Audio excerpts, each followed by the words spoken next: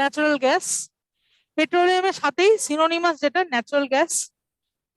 Petroleum natural gas একই সাথে উচ্চারিত হয়, কিন্তু দুটোর মধ্যে তফাৎ আছে। কি প্রথম তফাৎ যেটা, ন্যাচারাল গ্যাস হচ্ছে ক্লিন এনার্জি রিসোর্স, ঠিক আছে। ক্লিন এনার্জি রিসোর্স মানে ন্যাচারাল গ্যাস যদি গাড়িতে আমরা ইউজ করি, সিএনজি ও যে এখন নতুন বাস নতুন অটো দিল্লিতে স্পেশালি চালু করা হয়েছে in order to control environment and air pollution, ঠিক আছে। এখানে কি হয়, পলিউশন অনেক কম হয়। পেট্রোলের পেছনে যে ধোঁয়াগুলো বেরোয় না, এই মোটা করে সেই একেবারে কালো কার্বন ফিউমস বেরোয়, ওটা কিন্তু ন্যাচারাল গ্যাসে হয় না, ঠিক আছে। Important clean energy resource found with or without petroleum and the source of energy and industrial র মেটেরিয়াল ইন পেট্রোকেমিক্যাল ইন্ডাস্ট্রি। মানে কি, এটা একটু ক্লিনার অল্টারনেটিভ হলেও কিন্তু এটা পেট্রোকেমিক্যাল ইন্ডাস্ট্রিতে ইউজ করা হয়। পেট্রোলিয়ামের সাথেই সিনোনিমাস, কিন্তু পেট্রোলিয়ামের মতো অত ক্ষতিকারক নয়। এর গ্যাসটা একটু কম ক্ষতিকারক, একটু এনভায়রনমেন্ট ফ্রেন্ডলি বেশি, তাই বলে খুব বেশি না, একটু বেশি, একটু বেশি এনভায়রনমেন্ট ফ্রেন্ডলি এটা। Considered an environment friendly fuel because of low carbon dioxide emission. এই যে এমিশনটা যেটা হয়, অনেক কিছু এমিট হয়, ঠিক আছে, পেট্রোলিয়াম থেকেও sulphur dioxide, nitrogen dioxide, carbon dioxide অনেক কিছু এমিট হয়। তার মধ্যে সব থেকে ক্ষতিকারক হচ্ছে কার্বন ডাইঅক্সাইড। সেই কার্বন ডাইঅক্সাইড এমিশনটা কিন্তু ন্যাচারাল গ্যাসের ক্ষেত্রে একটু কম হয়, সেই জন্য এটা একটু মোর এনভায়রনমেন্ট ফ্রেন্ডলি। মানে ডিগ্রিগত ডিফারেন্স, এমন কিছু ভালো নয়, ডিগ্রিগত difference. Next point, large reserves of natural gas have been discovered in কোথায়, রেঞ্জটা কৃষ্ণা গোদাবরী বেসিন, ওই একই জায়গায়, ঠিক আছে, Krishna Godavari basin along west coast reserve of Mumbai high. এবার কৃষ্ণা গোদাবরী বেসিনটা কোন দিকে, এটা যদি ইন্ডিয়ার ম্যাপ হয়, মহানদী, আমি নর্থ থেকে সাউথ নদীগুলো আঁকছি, এটা হচ্ছে মহানদী, এটা হচ্ছে গোদাবরী, এটা হচ্ছে কৃষ্ণা, এটা হচ্ছে তুঙ্গভদ্রা, এটা হচ্ছে কাবেরী, পরপর চারটে নদী।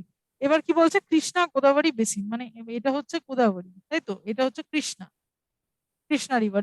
এই যে বেসিনটা কৃষ্ণা গোদাবরী বেসিন, এই জায়গাটাতে মোরাললেস, এই জায়গাটাতে কিন্তু large amount of natural gas পাওয়া যায়। কোথায়, on the west coast reserve of Mumbai high, মানে এটা হচ্ছে মুম্বাই হাই যদি হয়, এই জায়গাগুলোতে, এই ওয়েস্ট কোস্ট রিজার্ভ, এই জায়গাগুলোতে কিন্তু ন্যাচারাল গ্যাস পাওয়া যেতে পারে কৃষ্ণা গোদাবরী বেসিন, এই পুরো এরিয়াটা নিয়ে নয়।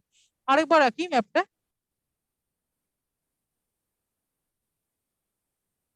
এটা যদি মহানদী হয়, এটা যদি গোদাবরী হয়, এটা যদি কৃষ্ণা হয়, এটা যদি কাবেরী হয়, ঠিক আছে, এটা যদি বম্বে হাই হয়, মোটামুটি এই জায়গাটাতেই বম্বে হাই।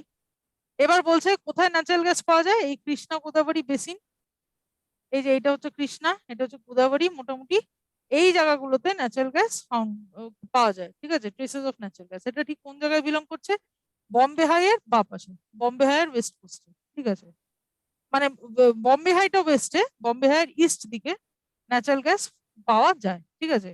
সেটা অ্যাকচুয়ালি বিলং করছে কোথায়, কৃষ্ণা এবং গোদাবরী রেঞ্জের সঙ্গস্থলে, এই পাশটা ওয়েস্টার্ন ইন্ডিয়া, ঠিক আছে। এবং আমরা আরেকবার দেখি তাহলে, large reserves of natural gas have been discovered in the Krishna Godavari basin along with the west coast reserve of Mumbai High, ঠিক আছে। আরেকটা জায়গা, এটা ইম্পর্টেন্ট কারেন্ট অ্যাফেয়ার্স আমাদের ওয়েস্ট বেঙ্গলের নিরিখে, অশোকনগরে, ওয়েস্ট বেঙ্গলের অশোকনগরে নতুন natural gas, Ashoknagar in West Bengal, 2021-এর কারেন্ট অ্যাফেয়ার্স, নতুন কিন্তু ন্যাচারাল গ্যাসের খনি সন্ধান পাওয়া গেছে, ঠিক আছে। এটা এখনো কাজ চলছে, এখনো ডিসিফার করা হয়নি, হয়তো সন্দেহ করা হচ্ছে যে আন্ডারগ্রাউন্ডে রয়েছে, সেটা প্রপার টেকনোলজি দিয়ে খনন কার্য এখনো শুরু হয়নি। জাস্ট ইট ইজ সাসপেক্টেড যে large amount of natural gas কিন্তু অশোকনগর ওয়েস্ট বেঙ্গলেও কিন্তু থাকতে পারে। হ্যাঁ, তারপরে কিন্তু এটা হয়তো 2 নম্বরে চলে যাবে, এটা 1 নম্বরে চলে আসবে, এখনো স্টিল ইন সার্চ, ঠিক আছে। Natural gas is the cleaner alternative of petroleum. Next paragraph, Andaman, next paragraph কি বলছে, Andaman and Nicobar islands are also important areas, Andaman নিকোবরও কিন্তু ইম্পর্টেন্ট এরিয়া। একটা আমরা দেখলাম Krishna Godavari basin, natural gas পাওয়া যায়, আর একটা পাওয়া যায় আন্দামান নিকোবরের কিছু জায়গায়। হ্যাঁ, আন্দামান নিকোবর আইল্যান্ড আর অলসো ইম্পর্টেন্ট এরিয়াস। তারপরে বলছে 1700 kilometre long Hazira Bijaipur Jagdishpur cross cross country gas pipeline links Mumbai high and Bassein. ঠিক আছে, এটা যদি মুম্বাই হাই হয়, এটা যদি ভাসিন হয়, ভাসিন মানে দামানন্দিউ ভাসিন এই জায়গাটায়, ঠিক আছে, এই এই এই পাশটায়, ঠিক আছে। এবার এই হাজিরা বিজয়পুর জগদীশপুর বলে একটা গ্যাস পাইপলাইন তৈরি করা হয়েছে। হাজিরা হাজিরা মানে হচ্ছে এদিকে, বিজাপুর জগদীশপুর, এই একটা গ্যাস পাইপলাইন তৈরি করা হয়েছে আন্ডারগ্রাউন্ডে। সেটা কিন্তু 1700 কিলোমিটার লং, ঠিক আছে, এবং সেটা মুম্বাই হাই এবং ভাসিনকে লিঙ্ক করছে। সরি, এটা এটা এরকম হবে ড্রয়িংটা। মুম্বাই হাই, এটা যদি ভাসিন হয়, দামানদিউ ভাসিন, এই জায়গাটাকে লিঙ্ক করছে, 1700 কিলোমিটার লং। হ্যাঁ, এটা gas pipeline, natural gas pipeline. এটাকে কি বলা হচ্ছে? 1700 কিলোমিটার লং। এটার নাম হচ্ছে হাজিরা বিজয়পুর জগদীশপুর পাইপলাইন। ঠিক আছে, জাস্ট এরকম ভাবে আসছে, 1700 kilometre long, connecting Bombay high and ভাসিন। ভাসিন হচ্ছে দামানন্দিউ এই জায়গাটা। Next, this artery has provided an impetus to India's gas production। মানে এই যে এই পাইপলাইনটা যে তৈরি হয়েছে, এটা পুরো ল্যান্ডমার্ক, গ্যাস প্রোডাকশনটাকে অনেক অর্থে বাড়িয়ে দিয়েছে ইন্ডিয়াতে। ওকে, use of compressed natural gas CNG for vehicles to replace liquid fuel is gaining wide popularity in the country। CNG গাড়ি আমরা জানি ক্রমশ খুব পপুলারিটি গেইন করছে সারা দেশে। এই যে টোটো গুলো চলে, এটাও কিন্তু গ্যাসের। হ্যাঁ, টোটোতে কিন্তু কোনো ফুয়েল ইউজ হয় না। তারপরে সিএনজি আরো গাড়ি আছে, অটো, টোটো, তারপরে বিভিন্ন বাস দিল্লিতে চলে, অনেক কিছু এখন সিএনজি প্রুফ ভেহিকেল কিন্তু বেরিয়ে যাচ্ছে। কিন্তু সরকার থেকে বলা হচ্ছে সব গাড়িকে, পেট্রোল গাড়িগুলোকে সিএনজি দিয়ে রিপ্লেস করে দিতে, কিন্তু সবাই এখনো পারছে না। কেন? সিএনজি বাসের দামটা একটু বেশি, ঠিক আছে, কম্পেয়ার টু নর্মাল বাস। কিন্তু একবার কিনে নিলে সেটা অনেকদিন চলবে, বাট ওই ডাউন ইনভেস্টমেন্টটা সবাই করতে পারছে না, সেই জন্য কিন্তু সিএনজি এখনো পপুলারাইজ হয়নি। পেট্রোলিয়াম হালকা হালকা, মানে পেট্রোলিয়াম ইউজেই লোকে এখনো স্বাচ্ছন্দ্য, ডাউন পেমেন্টটা অনেক বেশি সিএনজি ভেহিকেলে, কিন্তু তাও সেটা gaining wide popularity in the country. হ্যাঁ, এর কারণ gas pipeline, gas petrol pump অনেক হচ্ছে। ইন্ডিয়াতেও বেশ, মানে ওয়েস্ট বেঙ্গলে বেশ কয়েকটা গ্যাস পেট্রোল পাম্প রয়েছে। ক্রাইসিস রয়েছে, মানে পেট্রোলিয়ামের তুলনায় ন্যাচারাল গ্যাস পাম্পের ক্রাইসিস রয়েছে, সেটা স্বীকার করতেই হবে, তবুও আগের থেকে অনেক বেশি বেড়েছে। ঠিক আছে, এই ন্যাচারাল গ্যাস সম্বন্ধে কারো কোনো ডাউট থাকলে একটু বলুন। মালদা, পূর্ত ভবন, আসানসোল, শিলিগুড়ি করলেন।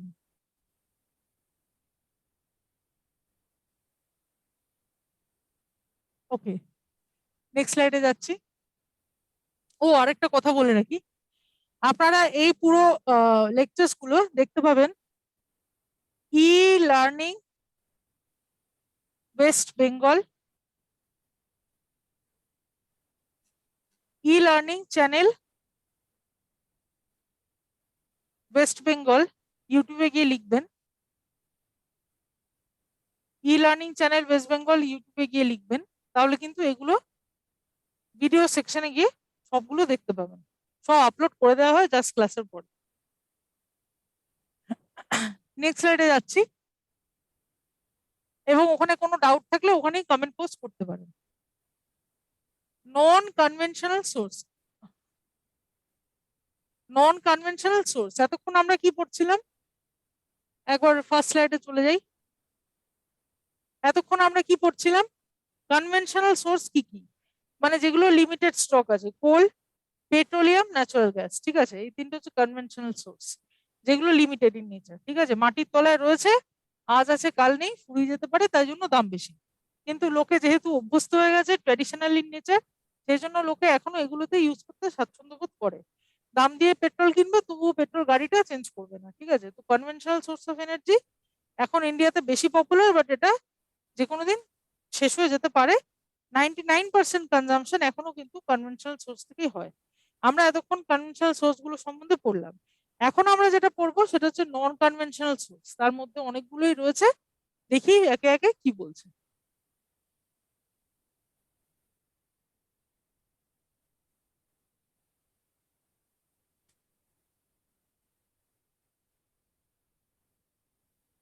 নন কনভেনশনাল সোর্সের মধ্যে রয়েছে number 1, the growing consumption of energy has resulted in the country becoming increasingly dependent on fossil fuels such as coal, oil and gas। ঠিক আছে, কোল, অয়েল, গ্যাস এগুলোর কনজাম্পশন এত বেশি হয়ে গেছে, এত ডিপেন্ডেন্ট মানুষ এগুলোর উপর, ঠিক আছে, যে কি হচ্ছে, এই যে কনভেনশনাল সোর্স, এগুলো তো সবই কনভেনশনাল সোর্সের নাম বলছে, এই কনভেনশনাল সোর্স থেকে অনেক ধরনের প্রবলেমস দেখা দিচ্ছে, সেগুলো কি সেটা পরে বলছে। Rising price of oil and gas and their potential shortage have raised uncertainties about the security of energy supply in future, which in turn has serious repercussions on the growth of the national economy. অবশ্যই তাই। তারপরে বলছে, moreover, increasing use of fossil fuels also cause serious environment problems. Conventional source use করলে কি কি সমস্যা হতে পারে প্রথমেই সেটা বলছে, বলে নিল যে প্রচন্ড ইকোনমির জন্য ক্ষতিগ্রস্ত হয়ে পড়ছে কনভেনশনাল সোর্সের উপর মানুষের ইনক্রিজিং ডিপেন্ডেন্টনেস, ঠিক আছে, এত বেশি দাম বেড়ে যাচ্ছে, rising price of oil and gas, ঠিক আছে, অয়েল এবং গ্যাসের দাম এত বেশি বেড়ে যাচ্ছে কারণ মানুষ সেটার উপর এত ডিপেন্ডেন্ট হয়ে পড়ছে, ডিমান্ডটা এত বেশি বাড়ছে এবং মার্কেট ড্রিভেন হয়ে যাচ্ছে পুরো বিষয়টা এত বেশি যে সেটা ক্রমশ কিন্তু একটা আনসার্টেনিটির দিকে চলে যাচ্ছে, যে সিকিউরিটি নেই, এনার্জি সাপ্লাইয়ের কোনো সিকিউরিটি নেই ফিউচারে, ঠিক আছে, আজ আছে কাল নেই পেট্রোল, একই দাম দিয়ে পেট্রোল কিনতে হচ্ছে, তারপরেও পেট্রোল কতদিন থাকবে তার কোনো গ্যারেন্টি নেই, হয়তো 2050-এর মধ্যে পেট্রোল রিজার্ভ প্রায় শেষ হয়ে যাবে, সেটা একটা ইনক্রিজিং আনসার্টেনিটি তৈরি করছে। এটা তো এক নম্বর প্রবলেম। দ্বিতীয় প্রবলেম হচ্ছে এনভায়রনমেন্টাল প্রবলেম। এনভায়রনমেন্টের তো এই অবস্থা, ঠিক আছে, এত বেশি এনভায়রনমেন্ট কনসিয়াসনেস এখন মানুষ, পৃথিবী ব্যাপী এনভায়রনমেন্ট নিয়ে আলোচনা চলছে, তারপরেও ইন্ডিয়াতে কিন্তু এনভায়রনমেন্টালি অনেক স্ট্রেনাস এই কনভেনশনাল সোর্স গুলো, পেট্রোল, কোল, ন্যাচারাল গ্যাস, প্রত্যেকটা কিন্তু এনভায়রনমেন্টের ক্ষতি করছে হিউজ রেটে, তবুও সেটা ইউজ কিন্তু বন্ধ হচ্ছে না। এক নম্বর হচ্ছে ইনসিকিউরিটি, এক নম্বর সমস্যা হচ্ছে insecurity of power supply in future, insecurity of power supply, কাল কি হবে কেউ জানে না। দুই হচ্ছে কস্ট, এরপর দাম দিলেও লোকে আর তেল পাবে না, ঠিক আছে, প্রথমত এক নম্বর হচ্ছে ইনসিকিউরিটি, এরপরে পাওয়াই যাবে না পেট্রোল। দু নম্বর হচ্ছে দাম বাড়িয়েও কোনো লাভ হবে না, এখন তবু দাম দিয়ে পাচ্ছি, এরপর দাম দিয়েও পাওয়া যাবে না। তিন নম্বর হচ্ছে এনভায়রনমেন্ট পলিউশন, এনভায়রনমেন্ট পলিউশন, ঠিক আছে, এই তিনটে ফ্লজ কনভেনশনাল সোর্সে এত বেশি বেড়ে যাচ্ছে, যেটা আমাদের পরের স্লাইডে যে কথাগুলো বলছে, পরের স্লাইডে কি বলছে আমাদেরকে, পরের স্লাইডে বলছে, Haynes there is a pressing need to use renewable energy source like solar energy, wind, tide, biomass and energy, biomass and energy হবে না, biomass energy হবে, from waste material, ঠিক আছে, মানে এই যে এই যে সোর্স গুলো solar energy, wind energy, tide, biomass, এগুলোর দিকে আমাদেরকে ক্রমশ কিন্তু এগিয়ে যেতে হচ্ছে, কারণ এই যে ইনক্রিজিং ইনসিকিউরিটি, পরবর্তীকালে পেট্রোল, কোল, ন্যাচারাল গ্যাস কিছুই পাওয়া যাবে না, তখন কি কি হবে, এনার্জি সাপ্লাই ইন্ডিয়া টাকা দিলেও পাওয়া যাবে না, ঠিক আছে, এনভায়রনমেন্টের নয় চিন্তা নাই করলাম, তবুও টাকা দিলেও কিন্তু তেল পাওয়া যাবে না, সেক্ষেত্রে আমাদেরকে বিকল্প পথ কিন্তু খুঁজে বার করতে হবে, এবং সেই বিকল্প পথটা হচ্ছে সোলার এনার্জি, উইন্ড এনার্জি, ঠিক আছে, বায়োমাস, টাইডাল এনার্জি, এগুলো কিন্তু দরকার পরবর্তীকালে। These are called non conventional energy source, একটু আগে যেটা বললাম ফার্স্ট স্লাইডে, যে these are called non conventional, কেন, এগুলো কোনোদিন ফুরবে না, এগুলো খালি টেকনোলজিটা যেটা আছে, টেকনোলজিটাকে মেনটেন করতে হবে। একটা যদি সোলার প্যানেল আমরা ছাদের উপর বসাই তাহলে কিন্তু অনেক কিছু কাজ হয়ে যাবে, কিন্তু সোলার প্যানেল বসাতে গেলে একটু খরচা হবে ইনিশিয়ালি, বাট সেগুলো কিন্তু লং টার্মে অনেক সাশ্রয়ী। আমরা নর্মাল বাল্ব কিনছি, আমরা সিএনজি বাল্ব যদি কিনি, ঠিক আছে, তাহলে কিন্তু নর্মাল বাল্বের থেকে সিএনজি বাল্বের কস্টিং কিন্তু একটু বেশি হবে, বাট সেটা চলবে অনেক বেশি, ইলেকট্রিক বিল কিন্তু কম আসবে, তো সেরকম ব্যাপার আর কি। In India, India is blessed with an abundance of Sunlight, water, wind and biomass. ইন্ডিয়াতে এগুলোর কোনো অভাব নেই, সানলাইট তো আছেই, ওয়াটারও আছে, উইন্ড আছে, বায়োমাস আছে। বায়োমাস মানে মানে কি বলবো, ফরেস্ট এরিয়া বা বায়োলজিক্যাল যেই ব্যালেন্সটা সেটা কিন্তু ইন্ডিয়াতে তাও রয়েছে, ঠিক আছে, বাকি অনেক দেশের তুলনায়। It has largest programme for development of this renewable energy source, মানে এই যে রিনিউয়েবল এনার্জি গুলো নিয়ে, এগুলো নিয়ে কিন্তু এখন থেকে ন্যাশনাল বাজেটেও আমাদের কিন্তু ইউনিয়ন বাজেটে অনেকগুলো টাকা স্যাংশন করা হয়, কারণ সরকার থেকে কিন্তু এই নন রিনিউয়েবল সোর্স গুলোকে প্রমোট করার চিন্তা ভাবনা চলছে। তারা সাধারণ মানুষকে বলছে যে আপনারা ক্রমশ নন রিনিউয়েবল এনার্জি সোর্সের দিকে মুভ করুন ফর ডোমেস্টিক ইউজ, এবং ফ্যাক্টরিজ গুলোকেও ক্রমশ কিন্তু আস্তে আস্তে সেদিকে নিয়ে যাওয়ার জন্য কিন্তু সাবসিডি দেওয়া হচ্ছে। অনেক কিছু প্ল্যানস অ্যান্ড প্রোগ্রামস কিন্তু আমরা যদি ইকোনমিক সার্ভে দেখি প্রত্যেক বছরের, তাহলে কিন্তু নন রিনিউয়েবল সোর্সেস এর উপর, এই যে কি বলবো, এই যে solar energy, wind, tide, biomass, এগুলোর উপর কিন্তু অনেক টাকা স্যাংশন করা থাকে ইউনিয়ন বাজেটে, ঠিক আছে। সেজন্য government is also forcing the public to go for non conventional source, petroleum, coal use না করে। নেক্সট স্লাইডে যাচ্ছি।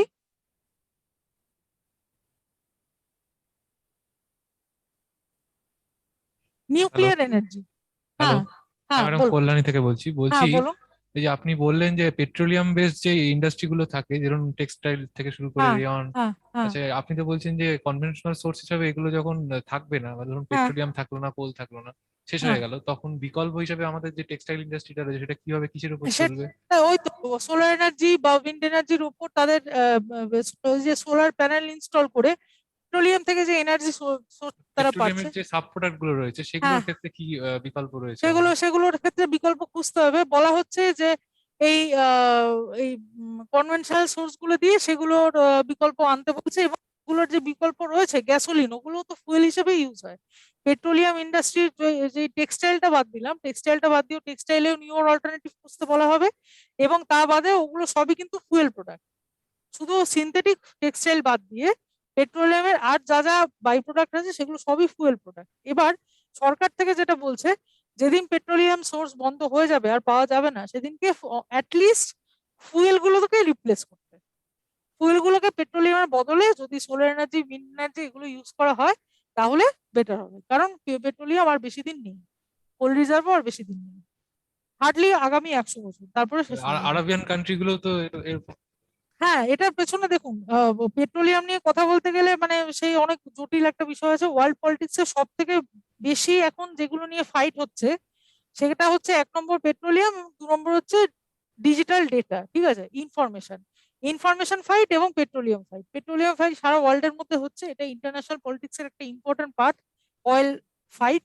এবং অয়েল ফাইটটা কেন হচ্ছে, কারণ পৃথিবীতে, আমি পৃথিবী নিয়ে বলি যদি, পৃথিবীতে অ্যাজ আ হোল অয়েলের রিসোর্স কিন্তু কমে গেছে। সারা দেশ, আমাদের ইন্ডিয়া তো ইম্পোর্ট করছে বাইরে থেকে, তাই না? তারা কিন্তু আরব কান্ট্রিজ এর উপরেই ডিপেন্ডেন্ট, কারণ আমাদের ইন্ডিয়াতে ন্যাচারালি কি আছে, ন্যাচারালি আমি 5 মিনিট সময় নেব বলার জন্য, ঠিক আছে, এই সিলেবাস থেকে বেরিয়ে গিয়ে। আমাদের পুরো ওয়ার্ল্ডে যদি দেখি, ঠিক আছে, উত্তর মানে ইস্টার্ন হেমিস্ফিয়ার এবং ওয়েস্টার্ন হেমিস্ফিয়ার মিলিয়ে বলছি, ইন্ডিয়াতে কি আছে, ইন্ডিয়াতে মাত্র কটা দেখলাম, 5টা থেকে 6টা পেট্রোলিয়াম ফিল্ড, তাও সেগুলো মোটামুটি, আর কয়েকটা মাইনার, সব মিলে আমি রাউন্ড অফে 10টাই ধরলাম, কিন্তু তাতে কিন্তু ইন্ডিয়ার ডিমান্ড পুরো হয় না পেট্রোলিয়ামের। সেম ফর চায়না, ওরকমই অবস্থা। পৃথিবীর সব দেশেই ওরকম ক্রাইসিস তেলের। একমাত্র তেলের রিজার্ভ ইন্ডিয়াতে যেটা আছে সেটা হচ্ছে এই অ্যারাবিয়ান জোনে, এবং ইউএসও খানিকটা, ঠিক আছে, ইউএস হচ্ছে সেকেন্ড। ইউএসএ, অ্যারাবিয়ান জোন, এখানেই কিন্তু পৃথিবীতে ন্যাচারালি অয়েল রিজার্ভ সব থেকে বেশি অয়েল প্রডিউস ন্যাচারালি এই দুটো জায়গাতেই হয়। এবার এরা কি করছে, সারা পৃথিবীর ডিমান্ডটা এত বেশি, এরা সেটাকে প্রিজার্ভ করে রেখে একটা ডিমান্ড ক্রিয়েট করার সৃষ্টি করছে। আমরা সারা দেশে, সারা পৃথিবীতে আমি তো তেল বিক্রি করবো করে আর কি একটা অয়েল ফাইট হয়ে গেছে। এখন কি হচ্ছে, শুধুমাত্র সেটা টাকার বিনিময়ে তারা দিতে রাজি নেই, ঠিক আছে। ইউএস, আরব, এরা জাস্ট টাকার বিনিময়ে দেবে না, তাদেরকে যত টাকাই অফার করা হোক না কেন, তারা কিছুটা রিজার্ভ নিজের কাছে রেখে দেবে, কারণ তারা জানে সারা পৃথিবীতে এটা নিয়ে কত হাহাকার, ঠিক আছে। এর জন্যই একটা অলিখিত যুদ্ধ তৈরি হয়েছে এই তেল নিয়ে। কেন? কারণ তারা জানে যে আমরা টাকার বিনিময়ে কিছুটা তো দিয়ে দিচ্ছি, কারণ তাদের ন্যাশনাল ইকোনমিও তেলের উপরেই নির্ভর, কিছুটা দিয়ে দিচ্ছি, কিন্তু সবটা দেবো না, কারণ পৃথিবীতে অলরেডি তো ক্রাইসিস হয়ে রয়েছে। আগে যদি সারা পৃথিবীতে এতটা তেল থাকতো 100%, এখন সেটা নেমে দাঁড়িয়েছে হয়তো এখানে 60%, পরবর্তীকালে সেটা নেমে দাঁড়াবে 40%-এ, একদিন আসবে সেটা 20%-এ যাবে। এটা I am talking about every country including Arabian countries. তো তারা শুধুমাত্র টাকার বিনিময়ে যে চাইবে তাকে তেল দিয়ে দেবে, সেটা হয় না। এখন একটা অলিখিত যুদ্ধ ঘোষণা হয়েছে তেল নিয়ে। সেজন্য এই ক্রাইসিসটা থাকবেই, এবং পেট্রোলিয়াম ক্রাইসিস আগামী দিনে আসতে চলেছে, এন্টায়ার ওয়ার্ল্ডে আসতে চলেছে, সেটা সবাই বলছে। ওই জন্য ইন্ডিয়া গভর্নমেন্টও চেষ্টা করছে এই নন রিনিউয়েবল সোর্সের দিকে মুভ করার, পেট্রোলিয়াম প্রোডাক্টস বর্জন করে। এখন থেকেই তো অভ্যেস করতে হবে। মানে গভর্নমেন্ট প্রচার করবে, বলবে, তারপরে হয়তো 100 বছর গিয়ে সেটা ইমপ্লিমেন্ট করবে। গভর্নমেন্ট থেকে বলছে মানে সবাই এক্ষুনি পেট্রোলিয়াম ছেড়ে, কোল ছেড়ে সবাই সোলার এনার্জি ইউজ করবে, সেটা আশা করা উচিত না। কিন্তু তাদেরকে প্রমোট করতে হবে, করতে করতে গিয়ে হয়তো আজ থেকে হয়তো 100 বছর পর সেটা কাজে লাগবে। কিন্তু তখন দরকার, তখন পেট্রোলিয়াম অলরেডি, তখন আর মানে চাইলেও টাকা দিলেও পাওয়া যাবে না। যুদ্ধ করলে, আরবের সঙ্গে যুদ্ধ করলে, ইউএস এর সঙ্গে যুদ্ধ করলেও আর তেল পাওয়া যাবে না। তখন তো এগুলো ইউজ করতে হবে। তো সেটাই হচ্ছে কথা। নিউয়ার অল্টারনেটিভের খোঁজ করা হচ্ছে। তার জন্য কি হবে? তার জন্য অনেক ইন্ডাস্ট্রি ক্ষতিগ্রস্ত হবে। পৃথিবীর যেটা নিয়ম, একটা নতুন কিছু আসে, পরেরটা ক্ষতিগ্রস্ত হয়। এই হচ্ছে ব্যাপার। ঠিক আছে ম্যাডাম, ধন্যবাদ। হ্যাঁ, হ্যাঁ, ঠিক আছে, থ্যাংক ইউ।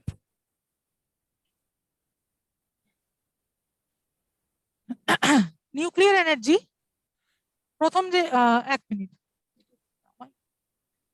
হ্যাঁ, নিউক্লিয়ার আর অ্যাটমিক এনার্জি, রাইট। এটাও খুব ইম্পর্টেন্ট একটা এনার্জি ইন্ডিয়াতে, যেটার চর্চা হচ্ছে অলরেডি। তার মধ্যে সব থেকে ইম্পর্টেন্ট যেটা, uranium and thorium. Nuclear power প্ল্যান্টের দুটো কনস্টিটিউয়েন্ট, এই ইউরেনিয়াম এবং থোরিয়াম ইউজ করেই সব নিউক্লিয়ার ফুয়েল গুলো তৈরি করা হয়। এবং ইউরেনিয়াম আমাদের ইন্ডিয়াতে পাওয়া যায় না, থোরিয়াম পাওয়া যায়। থোরিয়াম কোথায় পাওয়া যায়? অ্যাভেলেবেল ইন, মানে ইন্ডিয়াতে ইউরেনিয়াম পাওয়া যায় না, এটা ভুল কথা, সরি সরি, পাওয়া যায়, এটা ভুল বললাম। ইউরেনিয়ামও পাওয়া যায়, থোরিয়ামও পাওয়া যায়, বাট ইউরেনিয়াম হচ্ছে কস্টলি, থোরিয়াম হচ্ছে comparatively less costly, less costly. Thorium হচ্ছে কম্পারেটিভলি লেস কস্টলি, ইউরেনিয়াম হচ্ছে কস্টলি। ওকে। অ্যাভেলেবেল কোথায়? ঝাড়খণ্ডে and Aravalli ranges of Rajasthan are use for generating atomic power. ঠিক আছে। নেক্সট পয়েন্ট বলছে, the monazite sand of Kerala is also rich in thorium. ঠিক আছে। এই যে থোরিয়াম যেটা, সেটা আরেকটু বেশি পাওয়া যায়। কেন? এক তো রাজস্থানে, ঝাড়খণ্ডে তো পাওয়া যাচ্ছে, তারপরে আবার কিছুটা পাওয়া যায় কেরালার মোনাজাইট স্যান্ডে। কেরালার যে সমুদ্র তট আছে, এই যে এই জায়গাটা, কেরালার সমুদ্র তটে প্রচুর পরিমাণ মোনাজাইট স্যান্ড আছে, সেটা ওপেনলি পাওয়া যায়। এবং মোনাজাইট স্যান্ডটাকে নিয়ে গিয়ে যদি প্রসেস করা হয়, তাহলে সেখান থেকে থোরিয়াম রিলিজ হবে। সেই থোরিয়ামটা নিউক্লিয়ার ইন্ডাস্ট্রি কনস্টিটিউয়েন্ট হিসেবে ইউজ হয়। এবং নিউক্লিয়ার পাওয়ার প্ল্যান্ট অনেকই আছে ইন্ডিয়াতে। ঠিক আছে। তার মধ্যে সব থেকে গুরুত্বপূর্ণ হচ্ছে শ্রীহারিকোটা, অন্ধ্রপ্রদেশে।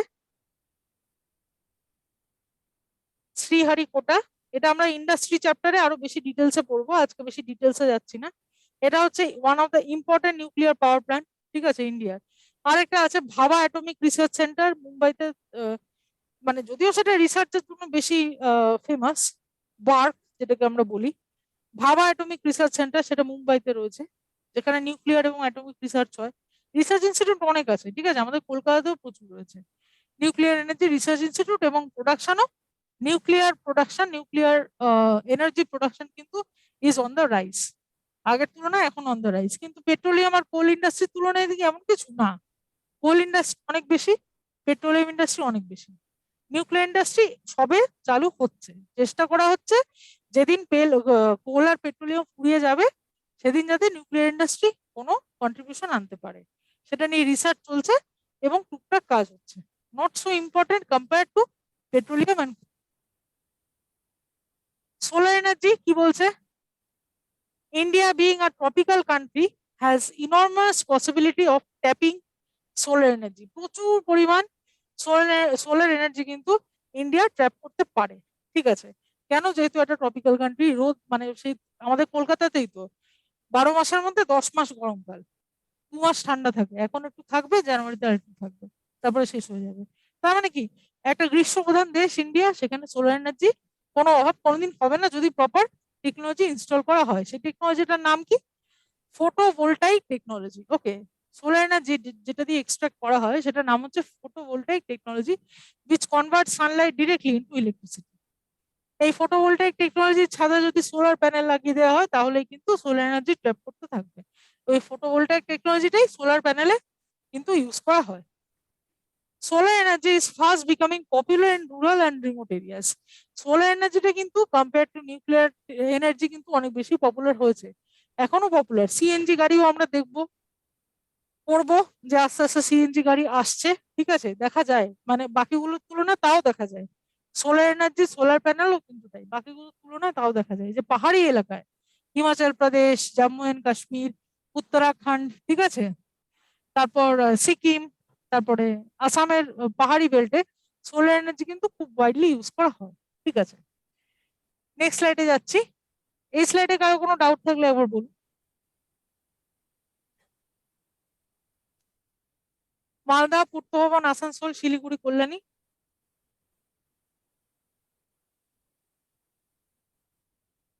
ওকে, নেক্সট স্লাইডে যাচ্ছি।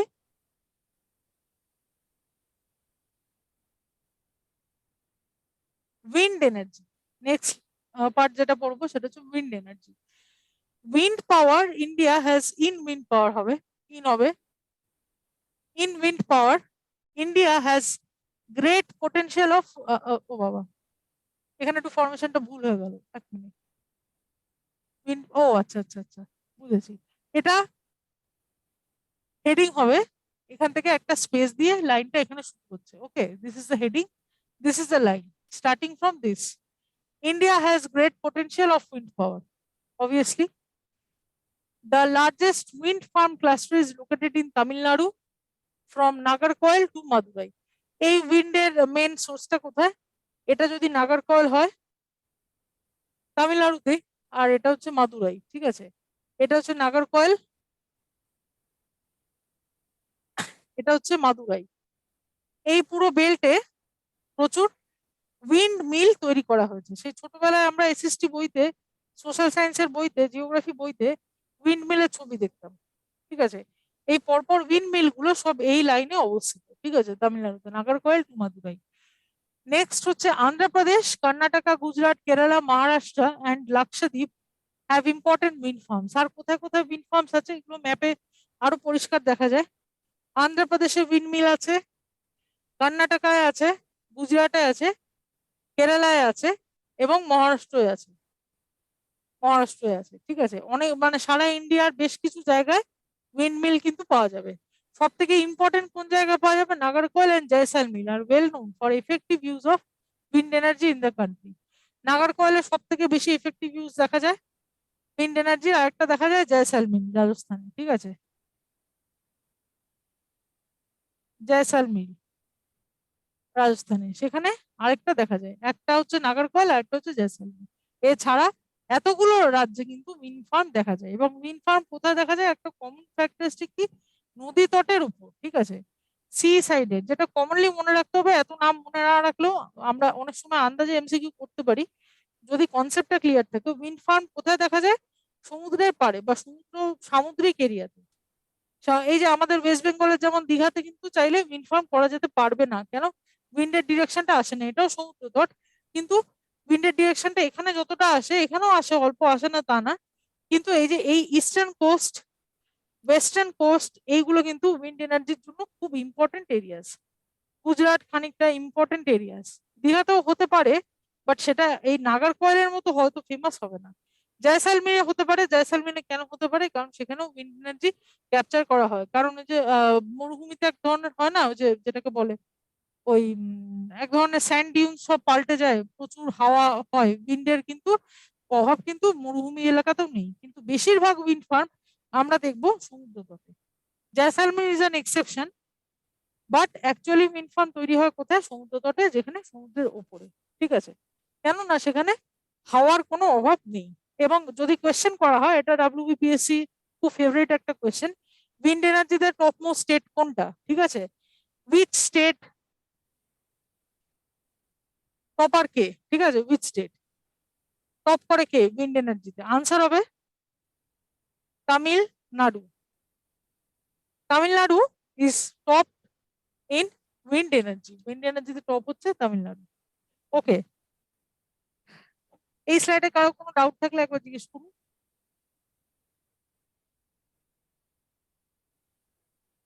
পূর্ত ভবন, মালদা, কল্যাণী, শিলিগুড়ি, আসানসোল।